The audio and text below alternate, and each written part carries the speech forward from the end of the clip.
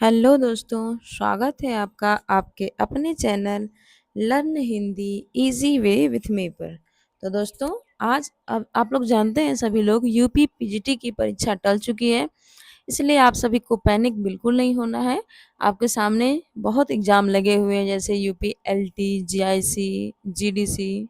तो आप लोग को पैनिक नहीं होना है, बल्कि अपनी तैयारी को करते रहना है।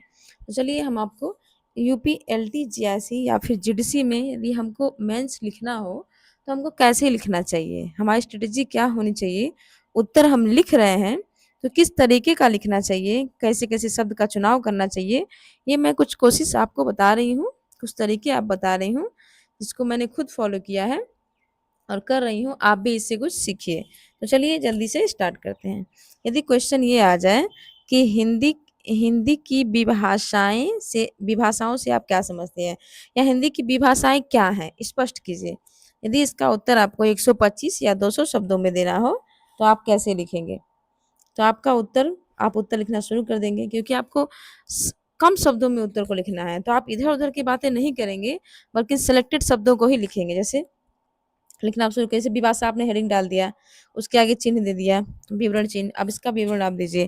तो विभाषा का समान अर्थ है जब कोई बोली भौगोलिक विस्तार के कारण किसी प्रांत, कहाँ, किसी प्रांत या उप प्रांत में प्रचलित हो जाती है, तब उसे क्या कहते हैं? विभाषा। विभाषा को उपभाषा भी कहते हैं। भाषा विज्ञान कोश में विभाषा को डायलेक्ट कहा जाता है।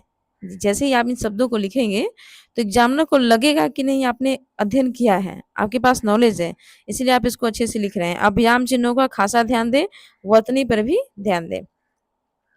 इसके अनुसार, किसके, भाषा विज्ञान कोश के अनुसार, किसी भाषा के उस विशिष्ट रूप को विभाषा कहते हैं जो किसी भौगोलिक क्षेत्र में बोली जाती है, जो अपने उच्चारण, व्याकरण संबंधी रूप और शब्द प्रयोग की दृष्टि से अन्य परिनिष्ठित भाषाओं अथवा साहित्यिक भाषाओं से भिन्न होती है, परंतु इतनी भिन्न नहीं होती कि उसे एक भाषा की अन्य विभाषाओं से बिल्कुल भिन्न माना जाए। अब यहाँ पे आपकी बात खत्म होगी, तो यहाँ पे आप इसको उद्धरण चिन्ह में कहने में रख दिए। ठीक है, अब ध्यान दीजिएगा आगे। समानता भौगोलिक, अब यहाँ से पैराग्राफ आप चेंज कर दीजिए, ताकि एक ही लाइन में ना रहे, ताकि आपकी बातें जो है समझ में आती रहें। समानता भौगोलिक, राजनीतिक एवं ऐतिहासिक कारणों से किसी एक प्रदेश या उपप्रदेश में प्रयुक्त लोक व्यवहार की भाषा को विभाषा कह सकते हैं। अभी ऊपर तो आपने इस विभाषा की परिभाषा दी ही थी, अब नीचे इसको और स्पष्ट कर दिया आपने। अब पैराग्राफ से कि विभाषा क्या क्या है, कैसे हैं। तो हिंदी की 5 उपभाषाएं हैं और 17 बोलियां हैं। आप चाहें तो सब्जेक्टिव तैयारी करते करते भी आपकी ऑब्जेक्टिव तैयारी हो सकती है। इसलिए यदि आप मेंस की तैयारी कर रहे हैं, तो डरिए मत कि आपकी प्री की तैयारी नहीं होगी। आप प्री और मेंस दोनों की तैयारी साथ साथ कर सकते हैं। जैसे देखिए, यहाँ पे आपने क्रम संख्या डाल दिया, उपभाषाएं लिख दिया, यहाँ पे हेडिंग बना के, यहाँ पे बोलियां। अब वहाँ पे आप क्या करिएगा, इसको कॉलम बना दीजिएगा। यहाँ तो मैंने जल्दी जल्दी थोड़ा कर दिया है, आप इसको कॉलम बना दीजिएगा। उसके बाद कॉलम में लिखना शुरू करिएगा। यहाँ पे क्रम संख्या, उपभाषाएं और बोलियां। तो कितनी बोलियां, कितनी उपभाषाएं, तो देखिए यहाँ पे ऐसे आप कॉलम बना लीजिएगा, 3 कॉलम, और लिखना आप शुरू कर देंगे। यहाँ पे क्रम संख्या हो गया, यहाँ उपभाषाएं, यहाँ बोलियां।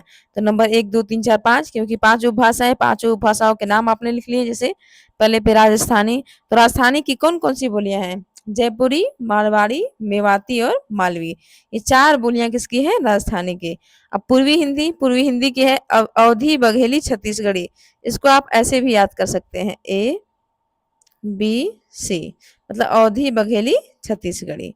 पश्चिमी हिंदी में कितनी आती हैं? 5। कौन कौन सी?